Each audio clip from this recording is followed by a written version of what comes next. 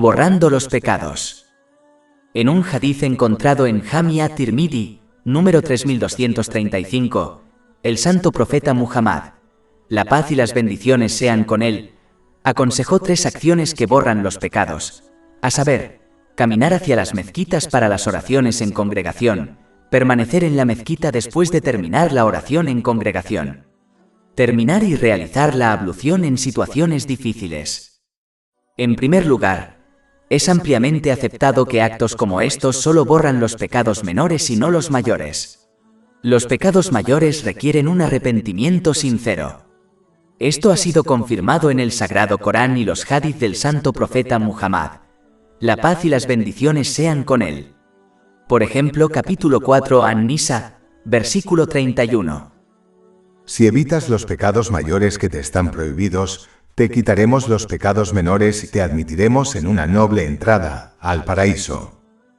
Además, el santo profeta Muhammad, que la paz y las bendiciones sean con él, indicó en un hadith encontrado en Sahih Muslim, número 552, que los pecados menores se borran mediante acciones como las 5 oraciones obligatorias, mientras que los pecados mayores no. El arrepentimiento sincero incluye sentir remordimiento, pedir perdón a Alá, el exaltado, y a las personas a quienes han agraviado, hacer una promesa firme de no repetir el mismo pecado o uno similar otra vez y, finalmente, compensar cualquier derecho que haya sido violado con respecto a él, a Alá el Altísimo y al pueblo. Las oraciones congregacionales. El primer acto mencionado en el hadith principal en discusión, que borra los pecados menores, es decir, dar muchos pasos hacia las mezquitas para ofrecer oraciones en congregación, se ha discutido en muchos hadices. Por ejemplo, un hadith encontrado en Sahih Bukhari, número 2119, advierte que a quien realiza la ablución en casa y se dirige a la mezquita para realizar la oración congregacional, se le perdonará un pecado o se le elevará su rango en un grado por cada paso que dé. Los ángeles seguirán orando por su perdón, mientras permanezcan dentro de la mezquita sin romper sus abluciones y se abstengan de causar problemas a los demás. Finalmente, serán registrados como alguien que está ofreciendo oración mientras estén esperando que comience la oración congregacional. Este mismo hadith advierte que la oración congregacional tiene una recompensa 25 veces mayor que realizarla en casa o en el trabajo.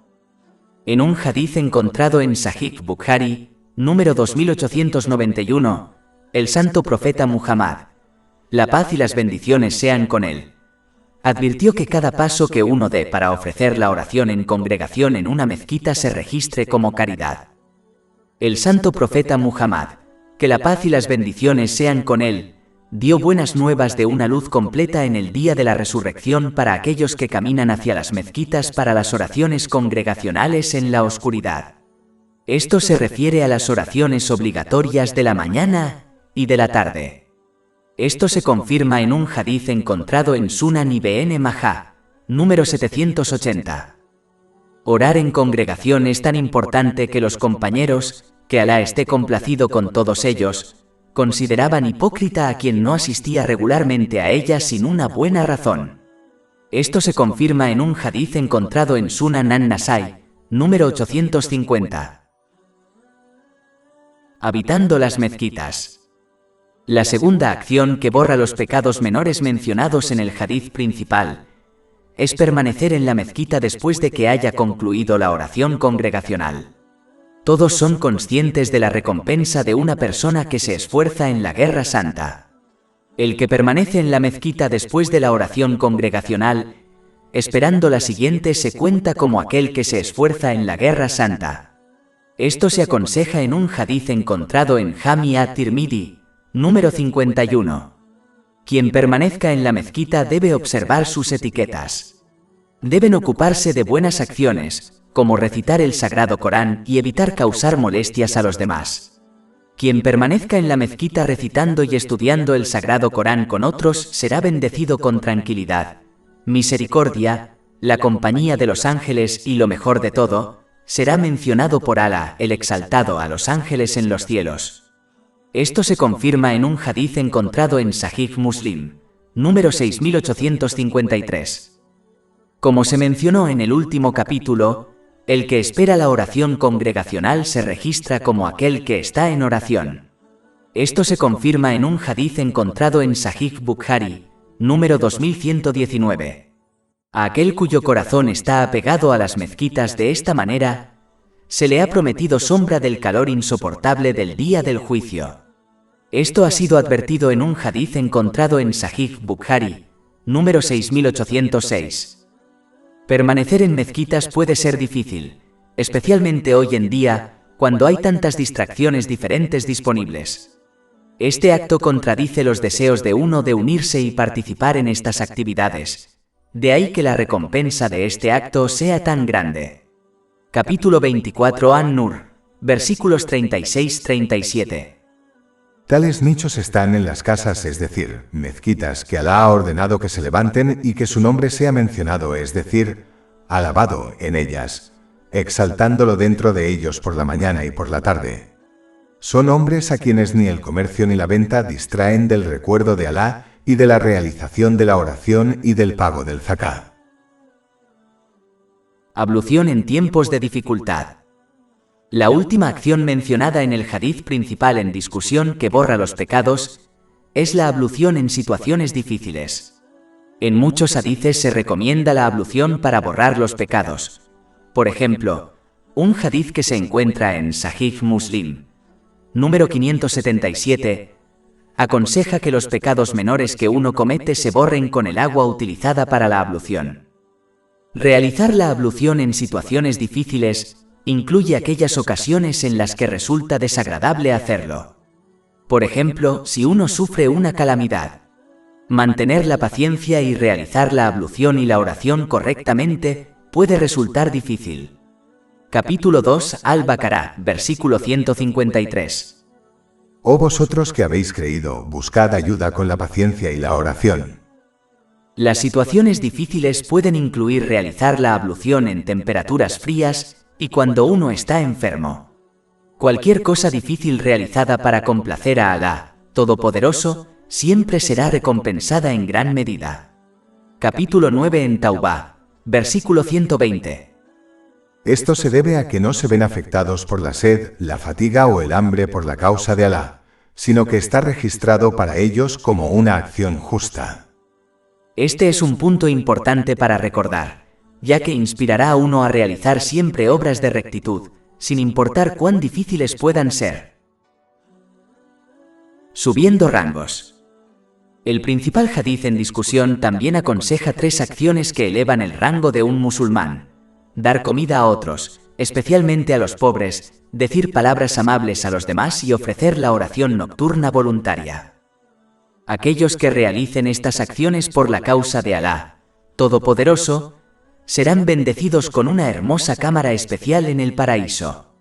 Esto ha sido advertido en un hadith encontrado en Jami at-Tirmidhi, número 2527. Estas son una de las primeras acciones aconsejadas por el santo profeta Muhammad, que la paz y las bendiciones sean con él, cuando llegó a la ciudad de Medina. Dio las buenas nuevas del paraíso a quien las practica. Esto se confirma en un hadith encontrado en Jami at-Tirmidhi, número 2485. El hecho de que estas fueron las primeras acciones aconsejadas por el santo profeta Muhammad, que la paz y las bendiciones sean con él, cuando entró en la ciudad de Medina, resalta lo importantes que son. Alimentando a los necesitados. El primer acto mencionado en el hadith principal que se analiza y que eleva el rango de un musulmán es alimentar a otros. Ofrecer comida a otros es un acto muy especial, y cuando se hace con sinceridad por la causa de Alá, Todopoderoso, se obtiene una recompensa inimaginable. De hecho, el Sagrado Corán ha declarado que quienes hagan esto serán protegidos del tormento del día del juicio y bendecidos con el paraíso. Capítulo 76 Al-Insan, versículos 8 a 12. Y dan comida a pesar del amor por ella, a él necesitado, al huérfano y al cautivo, diciendo: os alimentamos solo por el rostro, es decir, la aprobación de Alá. No deseamos de vosotros recompensa ni gratitud. De hecho, tememos de nuestro Señor un día austero y angustioso. Entonces Alá los protegerá del mal de ese día, y les dará resplandor y felicidad. Y los recompensaré por lo que soportaron pacientemente, con un jardín en el paraíso y vestiduras de seda. Alá Altísimo da a las personas según lo que hacen. Por ejemplo, el Sagrado Corán menciona que si uno recuerda a Alá, el Exaltado, él a su vez los recordará. Capítulo 2, Al-Baqará, versículo 152. Así que acuérdate de mí, te recordaré. Alimentar a otros por el placer de Alá Altísimo es lo mismo. Quien realice esta acción justa recibirá comida del paraíso, y quien dé de beber a otros recibirá bebida del paraíso en el día del juicio. Esto se confirma en un hadith encontrado en Jami at-Tirmidhi, número 2449. Cuando se le preguntó acerca del mejor tipo de Islam, el santo profeta Muhammad, la paz y las bendiciones sean con él, aconsejó en un hadith encontrado en Sahih Bukhari, número 6236, que alimentar a los demás y saludarlos con palabras amables son los mejores rasgos del Islam. Los musulmanes deberían tener como máxima prioridad actuar en base a este acto justo y esforzarse por alimentar a los demás, especialmente a los pobres, de forma regular. Esta es una acción asombrosa que no requiere mucha riqueza. Cada persona debe alimentar a los demás según su capacidad, incluso si se trata solo de la mitad de un dátil, ya que el santo profeta Muhammad, la paz y las bendiciones sean con él, aconsejó en un hadith encontrado en Sahih Bukhari, número 1417, que esto los protegerá del fuego del infierno en el día del juicio. Esto deja a la gente sin excusa para abstenerse de realizar este acto justo. Discurso amable. La siguiente acción aconsejada en el hadith principal que eleva el rango de un musulmán es el discurso amable. Alá, Todopoderoso, ha mencionado la importancia de esto en más de un lugar del Sagrado Corán. Por ejemplo, capítulo 2 Al-Baqará, versículo 83. Y hablarle a la gente buenas palabras. De hecho, Alá Exaltado incluso ha ordenado a los musulmanes debatir con los no musulmanes usando palabras amables. Capítulo 16 An-Nahl, versículo 125. Invítalos al camino de tu Señor con sabiduría y buena instrucción, y discute con ellos de la mejor manera. Es una característica tan importante de poseer, que Alá, el Exaltado, incluso ordenó a sus santos profetas, la paz sea con ellos, hablar amablemente con el faraón a pesar de que él fue más allá de todos los límites en su desobediencia.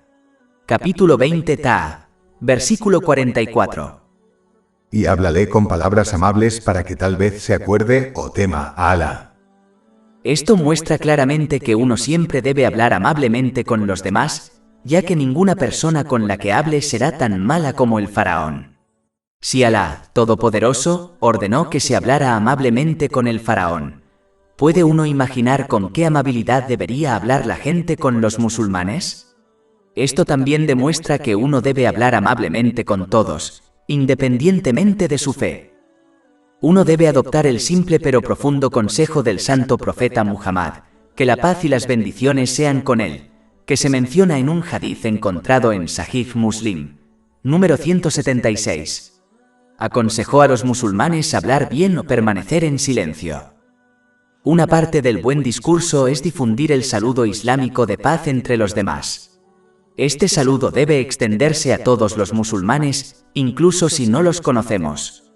Esto ha sido aconsejado en un hadith encontrado en Sahih Bukhari, número 6236. De hecho, este hadith menciona que esta acción es uno de los mejores rasgos islámicos que uno puede adoptar. El santo profeta Muhammad, que la paz y las bendiciones sean con él, ha dejado claro en un hadith encontrado en Sunan Ibn Majah, número 68, que los creyentes solo entrarán al paraíso cuando se amen unos a otros, y esto ocurre cuando difundan el saludo de la paz entre ellos. Es importante señalar que el verdadero significado de difundir el saludo islámico de paz es que uno muestra la paz a los demás a través de sus acciones, no solo a través de sus palabras. Proporcionar comida a los demás y hablar palabras amables se han incluido en el hadith principal que se analiza, ya que uno debe tratar a los demás con amabilidad a través de sus acciones, como proporcionarles comida y a través de sus palabras. Uno sin el otro es defectuoso y bien puede anular la recompensa que se podría obtener. Capítulo 2 Al-Baqarah, versículo 264. Oh vosotros que habéis creído, no invalidéis vuestras caridades con recordatorios de ellas o con injurias. Alá Altísimo ha prometido perdón, su amor y el paraíso a quienes tratan a los demás con bondad a través de sus acciones y palabras. Capítulo 3 Al-Imran, versículos 133-134. Y apresuraos al perdón de vuestro Señor y a un jardín, es decir, el paraíso tan ancho como los cielos y la tierra, preparado para los justos. Quienes gastan por la causa de Alá en momentos de comodidad y dificultad, controlan la ira y perdonan a la gente, y Alá ama a los que hacen el bien. Reprimir la ira y perdonar a los demás mencionados en este versículo requiere un discurso amable. Las palabras amables siempre serán más efectivas en los corazones de los demás, especialmente cuando se ordena el bien y se prohíbe el mal, que las palabras duras. Esto se indica en un hadith encontrado en Sunan Abu Dawud, número 4807. Fue este amable discurso y actitud lo que hizo que los compañeros, que Alá esté complacido con ellos, gravitaran constantemente hacia el santo profeta Muhammad. La paz y las bendiciones sean con él. Es una característica del santo profeta Muhammad, que la paz y las bendiciones sean con él.